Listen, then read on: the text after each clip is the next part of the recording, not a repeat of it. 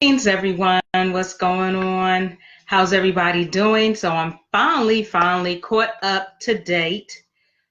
Today, live video right here on my Aisha Speaks Jade Facebook page, where I am none other than Aisha, also known as Jade.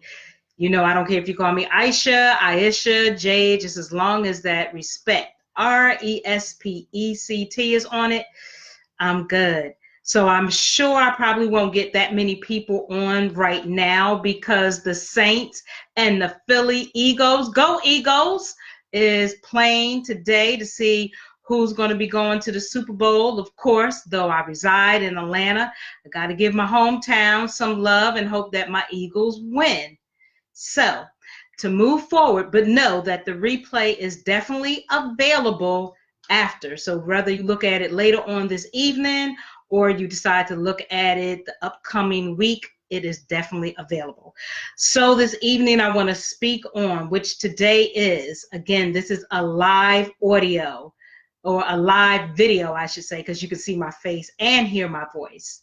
Live video for Sunday, January the 13th, 2019. And what I want to briefly speak on this evening is 7 habits of highly empathetic people. Again, that's 7 habits of highly empathetic people. So are any of you guys empathetic? If you are, definitely put in the comment, #me or #empathetic or anything along those lines. So I have something that I would definitely like to just kind of, read up on, speak about.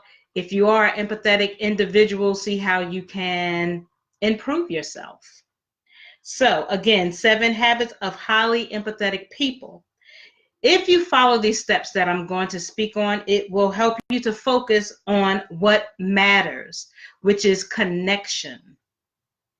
So, in a busy, complex, stressful world, empathy is the glue that holds relationships together.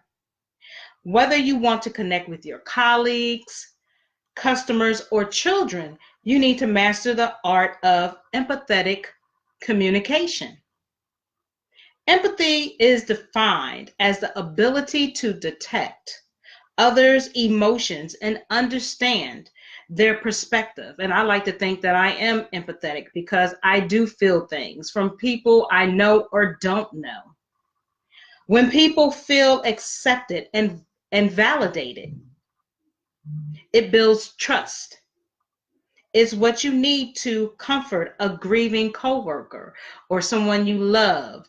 Or even, I know for me, plenty of times people have come to me that I have no idea who they are at work, as far as a guest, or even on the train or the bus. I've experienced people just coming up to me and they just start venting. And I don't know, sometimes I can just really feel. Sometimes I feel good feels, sometimes I feel not so good feels. I'm just been recently really embracing smally, very small. I probably need to really embrace it a little bit more, but I've been embracing like just being a empathy or empathetic type of person. Like just recently as yesterday in Target, this white lady just came out of nowhere and ran up to me and asked me to let her know an expiration date. Mind you, there were people around us that she could have just came up to anybody, but she just decided to target me and come up to me and ask me. And after she got done getting her answer, she just went on about her business.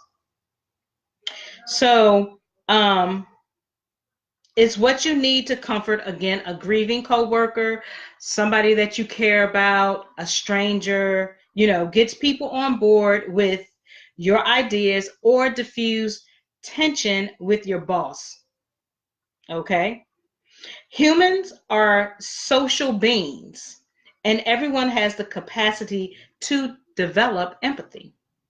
It's a skill. I believe it's a gift. Gift, I guess, and a skill. And like any skill, Empathy can be cultivated through intentional effort. As an executive coach, this person is saying, as they are an executive coach and human behavior professor, they have inside view into how the great leaders and high performers practice empathy.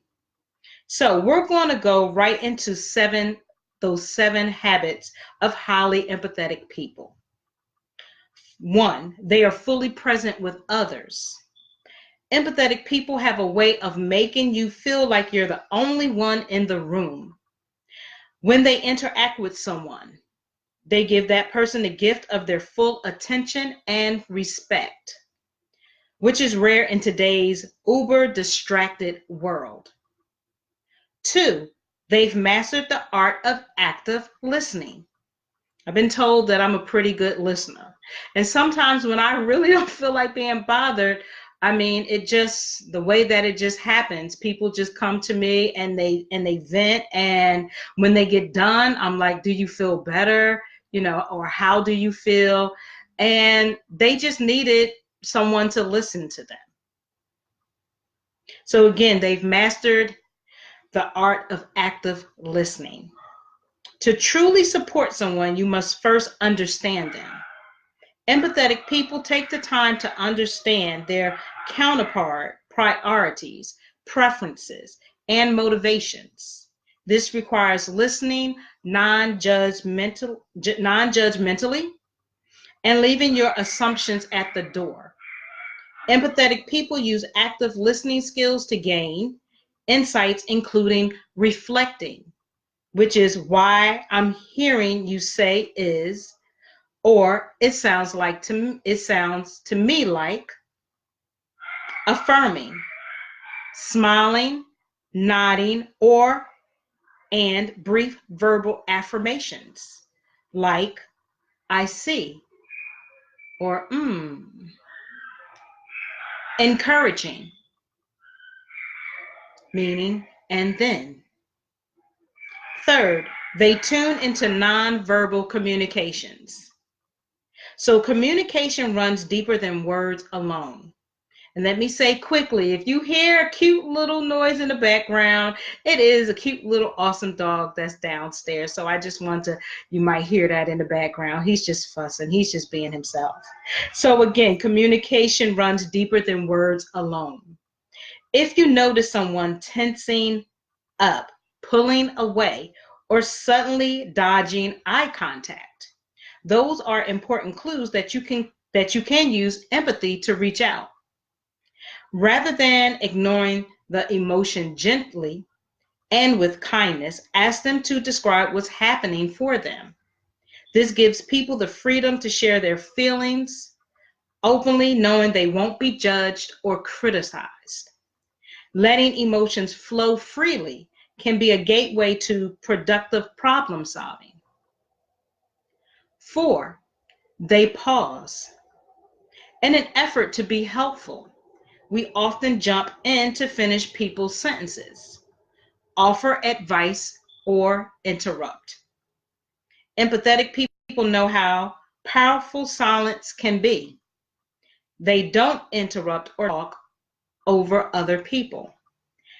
They think before they speak. 5, they replace advice, giving with asking questions. Instead of offering their opinion, empathetic people ask questions to better understand another person's perspective, such as, how do you feel about it? Can you tell me more? What do you mean? What would be helpful? What do you make of it? 6, they speak in terms of we, not me. Empathetic leaders shift to talking about how they'll tackle challenges as a team, speaking in terms of we and us, so other people feel empowered and supported. So research shows changing your language is a step towards adopting an empathetic attitude. People who use more second person pronouns are better at interrupting others' thoughts, feelings, and behaviors. The essence of empathy. When you want to genuinely connect with someone, create a bond, okay? Create a bond by talking about your shared goals, such as let's talk about what we're going to do next to solve this, or we'll get through this. And seven and last, they imagine others' point of view. Empathetic people practice a skill called perspective taking.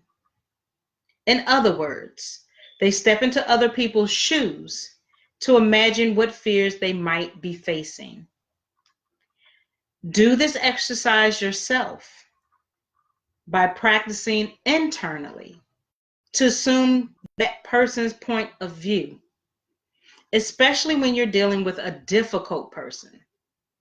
It's important to assume positive intent. That is, give people the benefit of the doubt that they are coming from a respectful place, not a malicious one. This mindset shift can do wonders for your mood. Ensure you stay in an empathetic state. Even if you have moments where you're less compassionate than you like, following these highly empathetic habits can help you keep what's important at the forefront: connection. So I hope that you guys enjoyed that when you listen to this replay about empathy or being an empathetic person. Because I know, like I said before, I tend to consider myself more of an empathetic person. I feel things from people, whether I want to or not. Sometimes I feel things before it just kind of happens, like a deja vu type of thing. People, for whatever the reason is, and it's not hyping myself up, but it's just from experience through the years, what I've encountered. They come to me, they talk to me, they share with me. I'm that listening ear. And again, I've been told that I'm a great listener or a good listener. And most of the time, I'm not in a judgmental place because I don't know what a person is feeling or what they may be going through at that time. So I let them get it out as best as I can, right? Because it happens a lot at my job. And somehow I seem to work that through, even doing my own work, even when I'm going through my own challenges. But a lot of times, or there are times where it helps me kind of think about my own life conditions. Like there's people that's going through different things. And I say that because I do have a management team, which can be very challenging. They've been very challenging to me in the past year and a half or so. And I have allowed them in the past to really get up underneath my skin to the point where it has affected my mental and my physical and even my spiritual stability or being or worth. And so this year I said, you know what? They're still doing their thing, right? And I can't change them, but I can change how I react to them. I cannot allow them, as best as I can, to get up underneath me, make me feel some kind of way, make me feel angry, make me feel frustrated, or even for that matter, make me feel depressed, trigger my mental stability. So it's how I react to them. So I'm working on that. And I know that they are definitely going through some things.